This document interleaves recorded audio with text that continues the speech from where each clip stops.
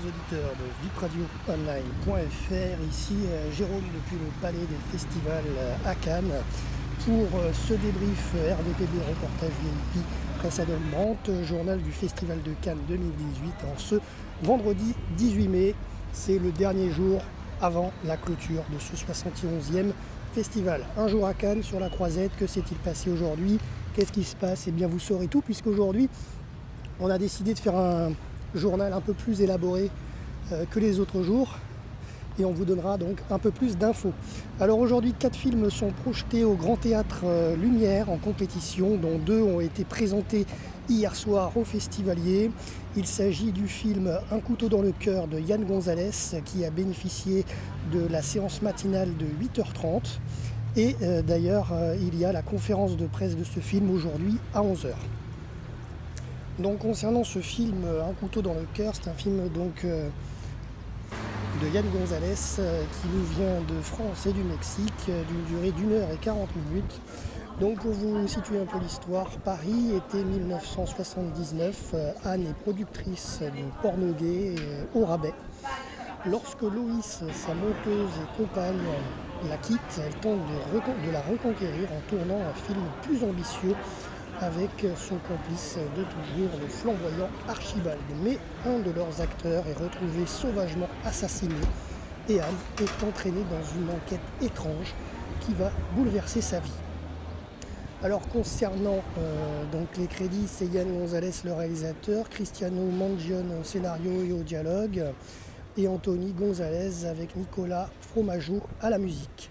Alors concernant le casting, il est très complet, je vais vous donner quelques noms. Alors Vanessa Paradis qui joue Anne, donc le personnage principal, Nicolas Maury qui joue Archibald, Kate Moran qui joue Loïs, Jonathan Genet, Khaled Alouache, Félix Marito, Noé Hernandez, Thibaut Servière, Bastien Vautier, Bertrand Mandico, Jules Ritmanik, Pierre Pirol, Douran Fall, Romane Boringer qui joue Cathy.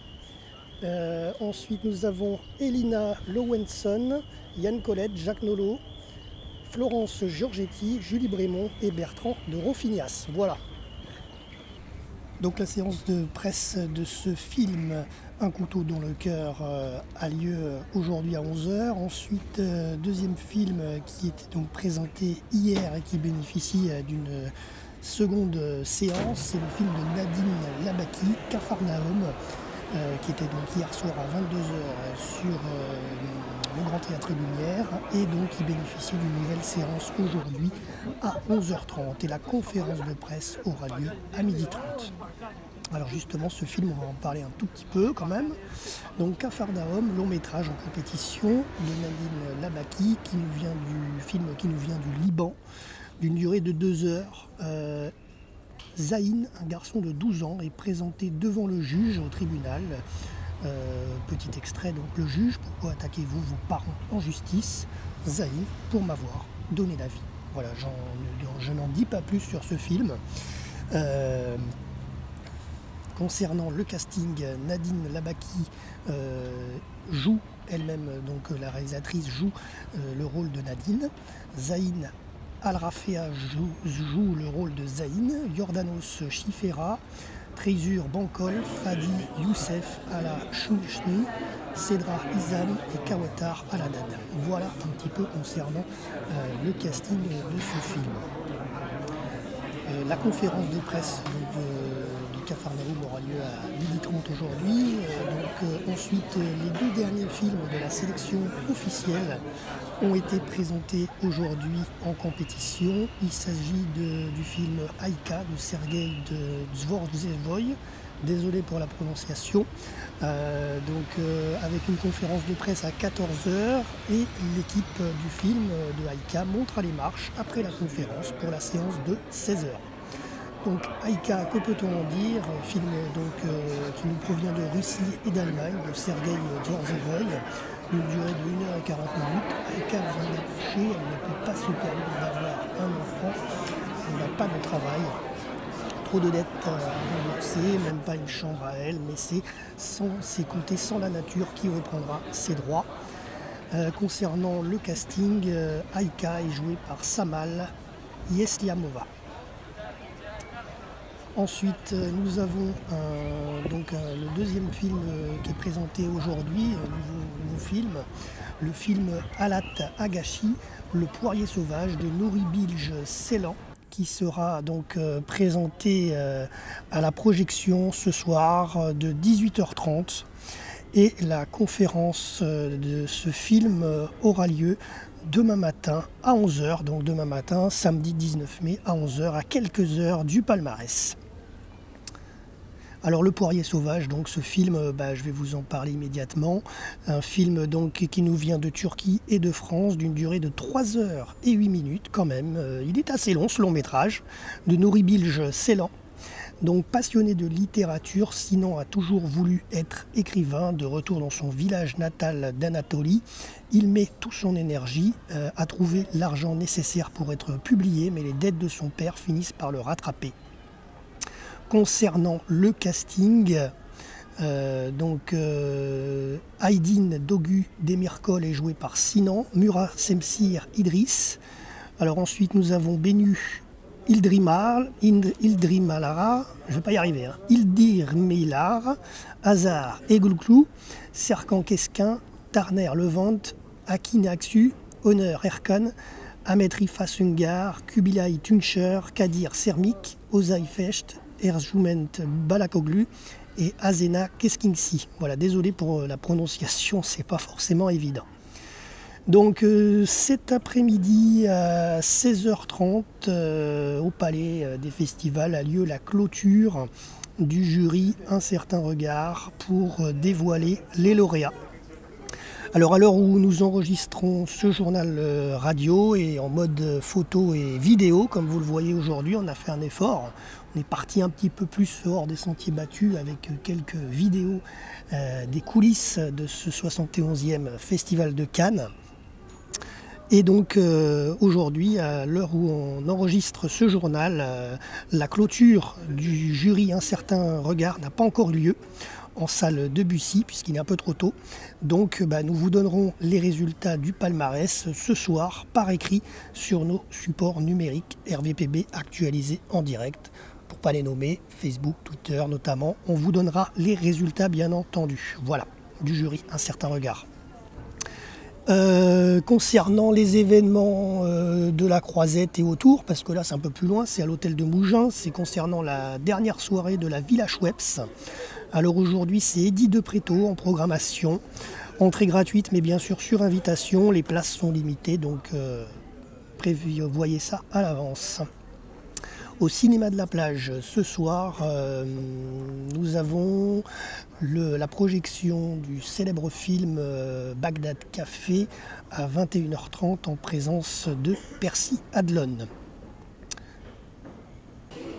Alors il est 10h46 et donc nous allons assister à la conférence de presse du long métrage de Yann Gonzalez, Un couteau dans le cœur.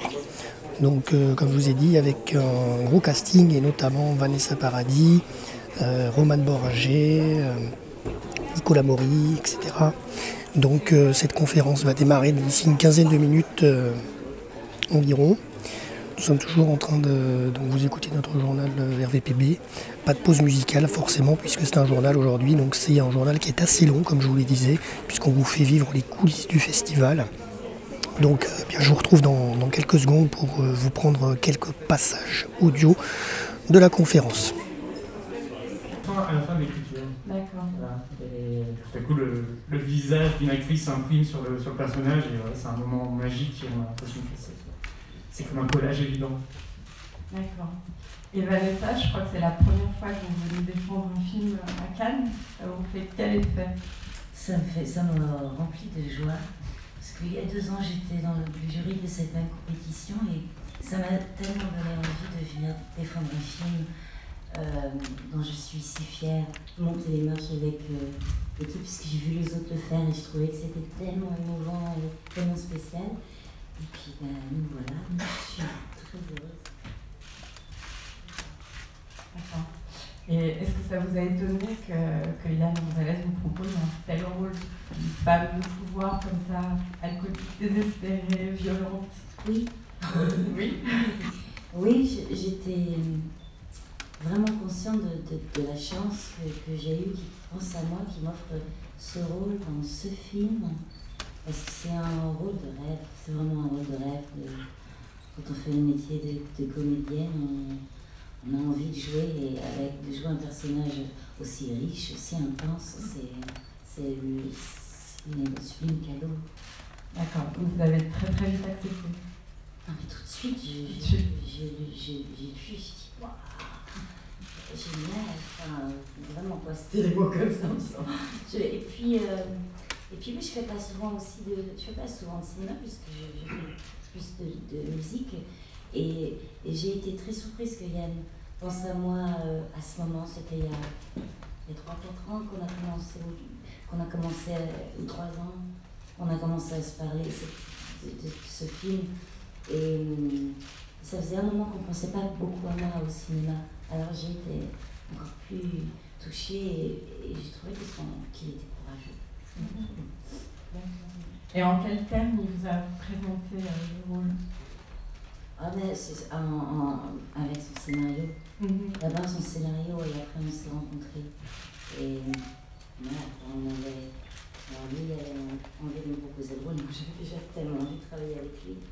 Et puis, oui, avec Kate et Nicolas aussi, on nous demande comment on travaille, comment on a travaillé, mais la première fois qu'on s'est rencontrés, c'était évident qu'on se plaisait et qu'on allait s'entendre, et qu'on avait envie de passer un moment ensemble, en travaillant, en rigolant, mais c'était très évident.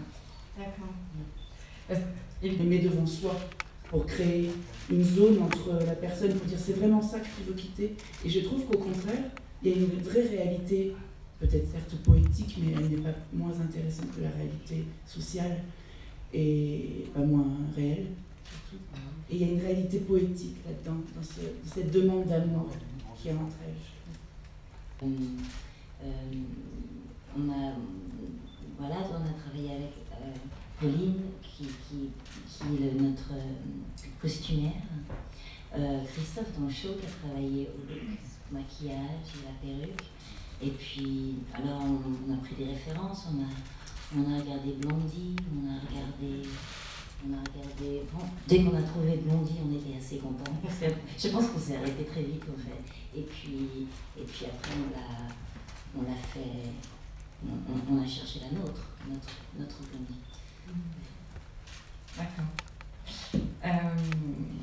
Yann, vous travaillez avec Yann Gonzalez depuis son tout premier coup il y a 12 ans, je crois. Comment vous voyez grandir artistiquement, évoluer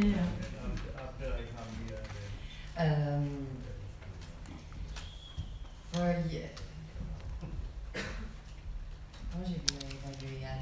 Yann, il y a un univers qui est tellement particulier à lui, c'est ça qui fait partie de, j'ose dire le mot génie, mais il y a quelque chose qui est collé à lui, même si c'est quelqu'un qui aime tellement le cinéma, et puis une intelligence de parler de l'histoire, des références et tout ça, mais en même temps il y a quelque chose qui est collé à lui. Et qu'il incarne tellement, et ça c'était quelque chose, je pense qu'il avait depuis sa naissance, en fait on voit, mais que nous on avait vu évaluer avec chaque étape, avec chaque court-métrage qu'on avait fait, qui nous avait amené, et après qu'il avait fait sans moi, parce qu'il avait fait 6 juste avant de tourner La rencontre après minuit. Et j'avais l'impression de voir dans cette première long-métrage toute l'histoire de ces 6 courts-métrages, et que cet objet accompli avait après amené son espoir et son esprit ailleurs, et qui nous amène jusqu'à maintenant à un couteau dans le cœur tous ensemble. Et c'est aussi quelqu'un qui est très très très généreux, et il ne fait pas ses films tout seul, jamais. Il ne fait pas à une seule personne sur un plateau penser que ils sont moins importants qu'un autre. Alors, on a cet univers-là aussi grâce au fait que le décor, les costumes, la lumière, les personnages, la pellicule, tout est si important et si précieux et c'est vraiment si rare sur un plateau déjà et incroyable et de trouver cette magie, quelque chose que lui il amène et qu'il amène de plus en plus avec de plus en plus de force qu'il a autant de réalisateurs. Vous voyez, on ne la voit pas assez souvent au cinéma. Et puis c'est une adolescente actrice aussi, on l'a découvert très jeune. Et je trouve ça très beau de remettre Roman et Vanessa, enfin de convoquer Roman auprès de Vanessa en fait. Et voilà, vous avez commencé à faire du cinéma très tôt toutes les deux. Et vous avez, oui, en même temps. Et je crois que vous aviez jamais joué ensemble. Et voilà, je trouve que ce sont devenues toutes les deux de femmes magnifiques. Et qui est cette complicité dans le film, peut-être la possibilité d'un amour tout à coup qui émerge, bah ça m'émeuvait en tant que cinéaste. J'avais envie de voir ça. Et pardon, Bertrand Mandico, oui, et puis mon truc de film fini. Ouais. C'est aussi un film sur la matière organique du film. Oui, la matière secrète, la matière organique, la texture de la pellicule, le grain de la pellicule, la sensualité de la pellicule à travers laquelle on imprime ces mots d'amour, à travers laquelle on hurle presque ses affects. La musique, je la fais presque quand je veux. Le cinéma, il faut que j'attende qu'on m'appelle. Alors, ça dépend pas non plus de moi. Et bien sûr, plus on fait du cinéma, enfin, pour l'instant, moi, plus j'en fais, plus j'aime ça. Et plus, en plus, évidemment, plus le jeu est plus libre. On est moins à se juger. Je sais pas, c'est plus facile aujourd'hui parce que j'arrive à m'abandonner dans les bras de mon metteur en scène, de lui faire confiance. Et ouais, donc, ouais, ça dépend des propositions.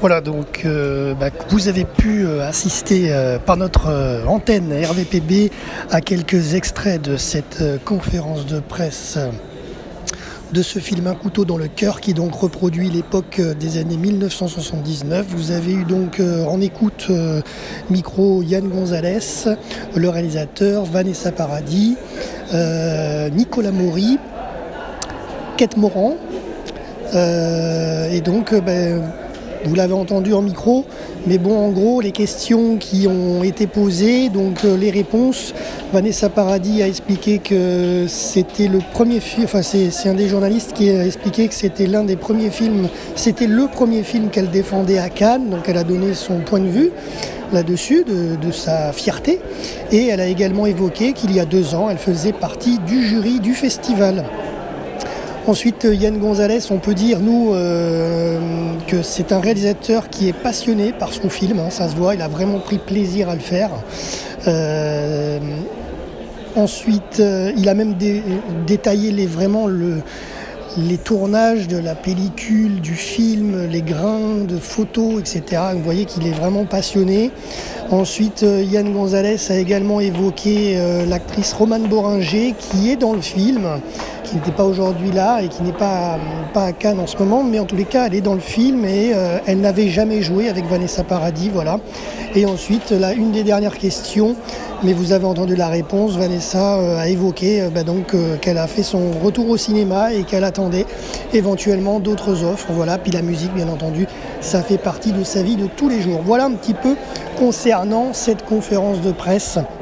Un couteau dans le cœur, film en compétition. Voilà. Alors cette conférence de presse a eu lieu donc en même temps que la projection, parce qu'hier il y a eu la projection du film en séance spéciale libre de Michel Tosca, un film polémique avec, vous savez, l'agriculteur Cédric Héroux qui a organisé l'accueil de réfugiés dans la Roya, dans la vallée de la Roya, dans les Alpes-Maritimes. Et donc ce film était présenté hier en séance spéciale, salle du 60e, et aujourd'hui il est bénéficié d'une deuxième séance à 11h au sein du Palais des Festivals. Alors, comme j'étais présent à cette conférence de presse du film Un couteau dans le cœur, bien entendu, priorité à la compétition, je n'ai pas pu aller au film Libre de Michel Tosca, mais en tous les cas, il faut le savoir, il était aujourd'hui en projection, et d'ailleurs j'ai vu Cédric Héroux, l'agriculteur, donc présent au Festival de Cannes, qui tournait dans les couloirs du Palais. Voilà, pour la petite anecdote. Alors, toujours dans notre journal RVPB, je vous propose quelques extraits de la conférence Capharnaüm qui va avoir lieu dans quelques secondes. Un film de Nadine Labaki et la conférence est en français. Voilà. Ça a découlé de plusieurs thèmes dont j'avais envie de parler.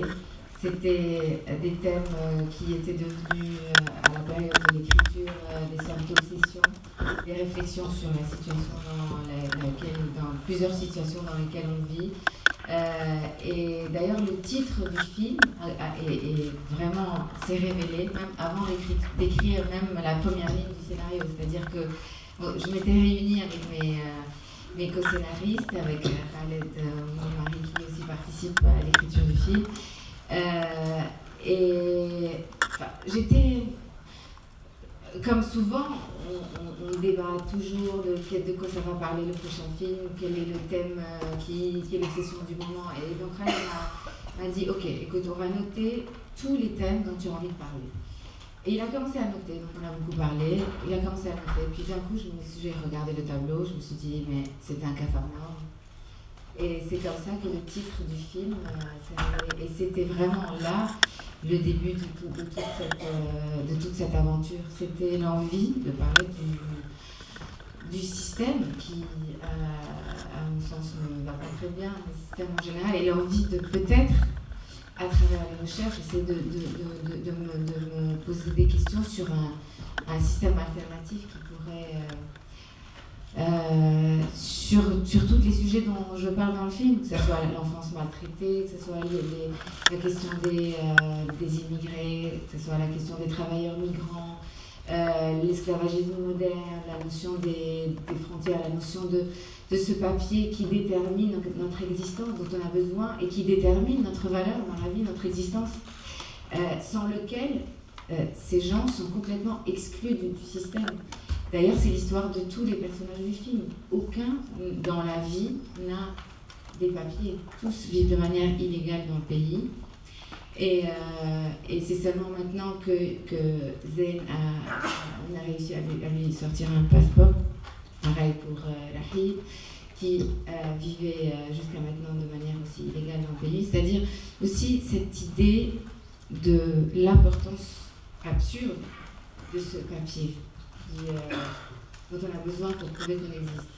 Travailler ce film, quelle serait la manière d'aborder ce tournage, parce que ce sont des acteurs non professionnels et que je savais que c'était un tournage qui allait être très long, qui allait être très difficile. Donc c'était très important pour moi de trouver un vrai collaborateur qui se jetterait corps et âme sans aucune remise en question sur ce qu'on fait, parce que ça aurait été possible aussi, ça aurait été très possible de se poser des questions sur ce qu'on faisait, parce qu'on faisait plein d'improvisations, on allait souvent dans des choses complètement imprévues, et là je salue aussi le courage de toute l'équipe de tournage qui vraiment, tout le monde s'est donné. J'avais une équipe de soldats, de guerriers qui ont tout donné, vraiment tout donné. 6 mois de tournage. 90 jours de tournage, on a plus de 500 heures de rush. La première version du film était de 12 heures. Et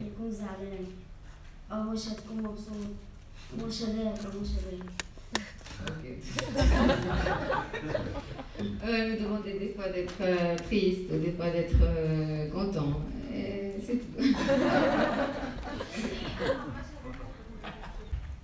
أول شيء بدي أشكر كثير لمدام نادين لأنه خلت حدا يعرف هذه الحقيقة مش فيلم، هذه حياتي أنا.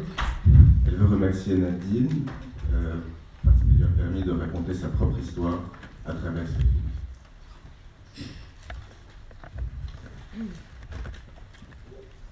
كثير صعب لأنه وقت بالسجن عم نصور وقت بشوف رفقاتي كنت صعب علي، كنت عن جد عم ببكي مش ترمي الفيلم. Quand elle pleurait dans le film, c'était pour de vrai. هيدا كله لأنه بعد ما صورنا تبع السجن بعد 3 أيام انحبست أنا قليل لأنه ما عندي كنت ورقة. Après avoir tourné la scène d'arrestation, 3 jours plus tard, elle s'est fait arrêter pour de vrai. Elle a vécu exactement les mêmes choses. Et بس بتمنى للناس اللي بيحضروا هيدا الفيلم يعرفوا إنه حقيقة. بتمنى لممثلين غير مثل نادين بيكشفوا حقيقة. هاي حقيقة بالنسبة لي حياتي عم بعيشها بسبب الشغل ولا الحبس كل شيء حياتي عنه. Je voudrais vous dire que tout ce que vous avez vu, c'est ma vérité, c'est ma vie. إنه فرق من فيلم ومن حياتي شخصيا بس لأنه أنا ما جبت ولد. La seule différence, c'est qu'elle n'a pas eu encore d'enfant. Ce qu'elle vit et ça vrai dans le film. لو أنا ما جبت ولد في كثير رفقاتي عم بعيشوا هاي الحياة. بس أنا وقت تعرفت عليهم انبسطت كثير لأنه قصة الزين شخصيتي وقت طفولتي ما كنت بحياتي اجتمعت مع حدا. بالتصوير كنت كثير مبسوطة، كلهم كاستينج كنت عم بحسسوني كأنه أنا عم بعيط. عن جد بدي أشكرهم كثير. Pendant le tournage, j'étais très heureuse, l'équipe de casting me traitait très bien et ils m'ont traité comme si je faisais partie de leur famille. Au coup de fil qu'il fait aux médias dans la prison pour rendre la chose plus plausible. C'est vraiment à travers les médias qui, évidemment, pour faire un scoop, c'est évidemment toujours des moyens à double tranchant. Des fois c'est très positif, mais des fois aussi c'est très négatif. Mais le fait que cette télé se soit intéressée à ce garçon a fait que il a pu se faire entendre. Cette télé, enfin, et les médias en général, c'est-à-dire que c'est une histoire qui, à travers ce coup de fil, est devenue très médiatisée, on suppose, et que cet enfant a pu être entendu grâce ou un peu à cause de la pression de la télé, de la pression des médias sur ce tribunal. Justement, comme ce film est un esprit très documentaire, Nadine est à la recherche toujours de plus de vérité la plus possible. Il était très difficile d'intervenir musicalement sur ça, parce qu'il ne fallait pas augmenter la dramaturgie, il ne fallait pas mentir en fait. La musique aide à mentir, à raconter autre chose que la vérité elle-même. Donc on est passé par plein de stades, d'essais musicaux, jusqu'à un moment donné, en tant que producteur, j'ai dû même enlever toute la musique du film pour voir ce que ça donnait. Et ça marche aussi. Mais je pense qu'on est parvenu après un équilibre très intéressant entre des moments de vérité extrême, de vérité documentaire extrême, et de moments poétiques, où on laisse la musique s'exprimer, on laisse le rêve des personnages s'exprimer d'une manière poétique. Et le mélange entre la vérité documentaire et la poésie, je trouve que c'est quelque chose de très beau et très réussi. Voilà, mais pour moi c'était très difficile parce que je suis quelqu'un de très mélodique, j'aime beaucoup la mélodie, j'aime beaucoup le thème, et dès que je mettais un thème sur ces personnages vrais, je sentais que j'étais indécent par rapport à eux. Donc voilà.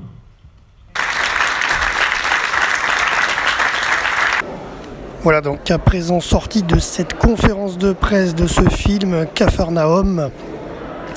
Alors donc vous avez pu les entendre, Natine Labaki, la réalisatrice, qui nous a d'ailleurs expliqué d'où vient le titre de ce film, comment elle l'a élaboré avec son mari. Elle nous a expliqué que ce film avait duré très longtemps, 6 mois de tournage, un casting sauvage, une première version de ce film de 12 heures pour arriver à ce long métrage en compétition, sélection officielle de 2 heures.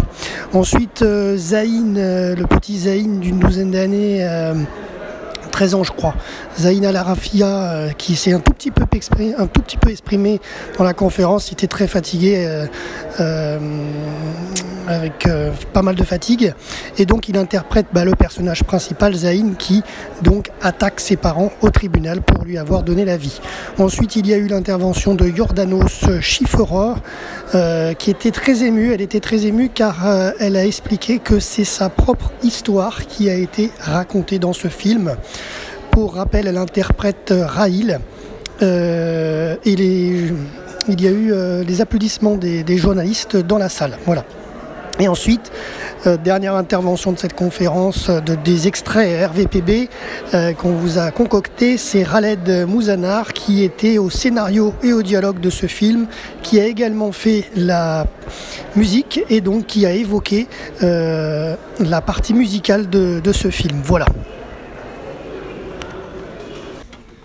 Alors, de retour depuis la salle de conférence où c'est la 3e de la journée, cette fois pour le film en compétition Aïka, long métrage de Sergueï Dvorvezoï, qui est en lice donc pour la sélection officielle. La conférence est en français. Donc, eh bien, on va en passer quelques extraits que je vous laisse écouter. On s'arrêtait comme ça tous les jours et on discutait qu'est-ce qui va se passer, qu'est-ce qui va arriver. В итоге 80% сценария.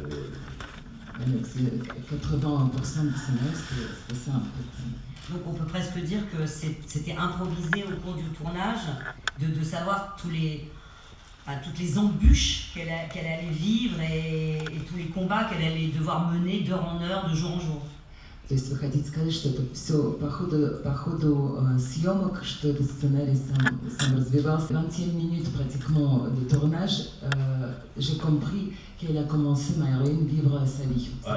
И у нее есть свой характер, у нее есть свои мотивы. Elle était plus responsable pour ce qui se passe avec elle. On ne pouvait pas la diriger. C'est elle qui avançait, c'est son caractère qui vivait. Elle vivait, elle était vivante et ni moi ni mon chef opérateur, on ne pouvait plus la contrôler. Elle vivait sa propre vie. À cette maison. Alors d'abord quand même, donc votre personnage est magnifique, mais il vous fait quand même crapahuter dans la neige et dans les pires conditions pendant je ne sais pas combien de temps a duré le tournage. D'ailleurs, combien de temps a duré le tournage? Est-ce que c'était j'imagine que c'était un tournage difficile. Можно сказать, что было легко. Это было сложно, но легко было, не то что легко. Bien sûr, c'était compliqué, je peux vous dire, je peux pas dire que c'était facile. Mais dans ce cas-là, c'est très important faire confiance à ton réalisateur et à ceux qui vous faites ensemble. Avoir cette confiance, c'est très très important. Quand on souffre chaque seconde, c'est une souffrance qu'on a avec nous. Et jouer cette souffrance, c'est quelque chose de très très compliqué. Comment arriver à jouer ça? Se poser les questions tous ensemble. Comment cette femme, après 9 mois de grossesse, après l'accouchement, comment elle peut subir tout ça? Comment elle peut survivre dans ces conditions? On se posait cette question constamment en fait.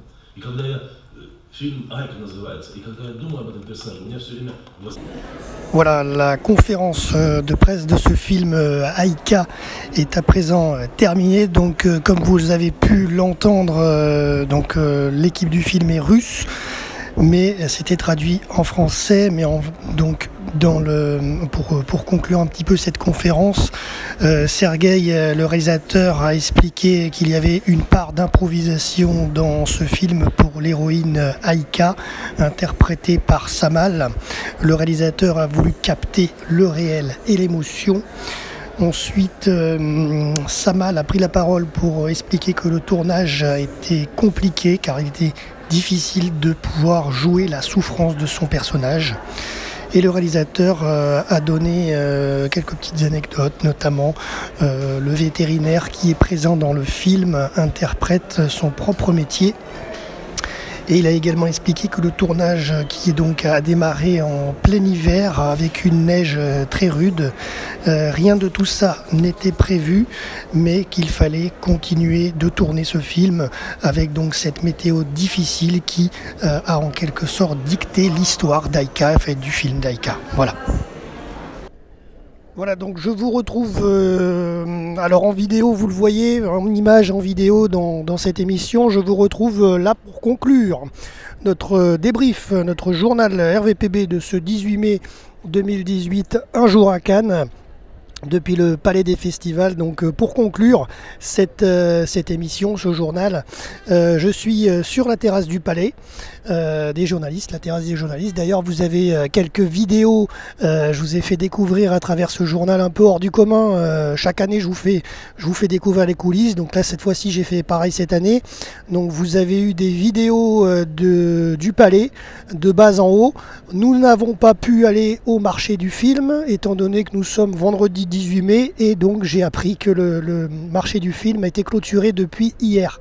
Donc malheureusement pour vous, je n'ai pas pu avoir d'images depuis le marché du film où chaque année, c'est vrai, j'y vais faire un petit tour, mais là c'est trop tard. Donc du coup, désolé, pas de vidéo sur le marché du film. Ceci dit, vous avez eu les vidéos un petit peu de tout ce qui se passe autour du palais, les différentes terrasses, la vue sur le photocall, la vue sur les salles Bazin, Buñuel, 60e, etc. Bien sûr, la vue sur la Croisette. Là, actuellement, pour vous situer, je suis sur la terrasse des journalistes. Je vous avais mis les vidéos. En fait, on est juste au-dessus du boulevard de la Croisette. Voilà, donc on voit les passants en dessous de nous, en gros, et à gauche le port. Voilà un petit peu pour vous situer. Donc la shortlist non exhaustive des célébrités présentes sur la Croisette aujourd'hui vient de tomber. Donc je vous donne quelques noms de célébrités présentes aujourd'hui. Marraine Adé, Percy Aldon, Adolfo Alix, Souad Arsan, Lior Ashkenazi, Émilie Atef, Dinata Bakhtibayeva, Thomas Bangalter, Marie Baumer, Roberto Benigni, Julie Bertuccelli, Agathe Bonitzer, Maha Dakil, Stéphane de Groot, Antoine de Rosière, Bei Janati Ataï, Jérôme Duboz, Zayn El Rafi, Sophie Filière, Jade Forêt-Lagardère, Daniel Guin,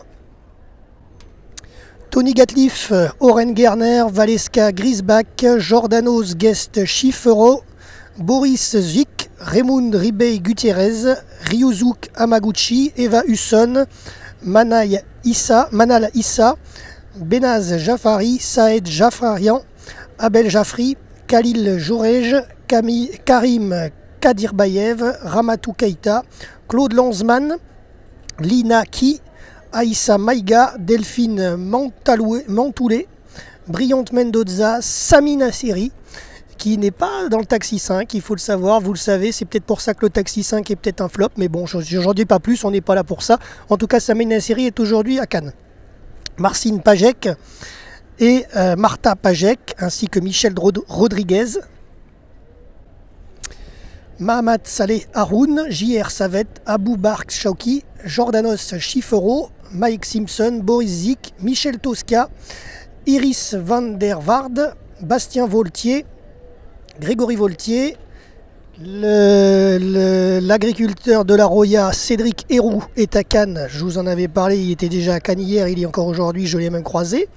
Grégory Voltier, Shujun Vai, Grégory Veil, Hans Weigartner, Adikan Yerzanov, et aussi j'ai vu Abderrahman Sissako, qui est le réalisateur, qui est présent aujourd'hui et qui d'ailleurs était tout à l'heure sur la terrasse des journalistes en interview radio. Voilà, avec une autre radio. Voilà, c'est tout concernant la shortlist non exhaustive des célébrités présentes sur la Croisette aujourd'hui. Voilà, donc j'espère que ce journal vous a plu. En tout cas, merci de nous suivre. Vous êtes chaque jour de plus en plus nombreux. À très bientôt, c'est-à-dire à demain, pour un prochain journal de Cannes sur notre antenne. Alors demain, ça sera en 2 parties.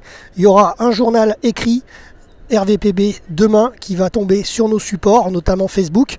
Et ensuite, on vous fera un débrief complet de tout le palmarès, puisque demain c'est le dernier jour, le 19 mai. Donc on vous fera un débrief complet de tout ce palmarès de cette 71e édition, mais on ne le fera pas samedi, parce que samedi soir, je suis en reportage sur Nice sur un autre domaine. Donc je vous le ferai, ce débrief radio, en vidéo, parce qu'on va récupérer quelques vidéos que vous avez dans ce journal et puis des photos, et vous aurez donc un autre journal radio-vidéo, mais il sera diffusé dimanche et non pas samedi. Donc demain, rendez-vous pour ce journal du samedi 19 mai demain, mais ce sera un journal écrit.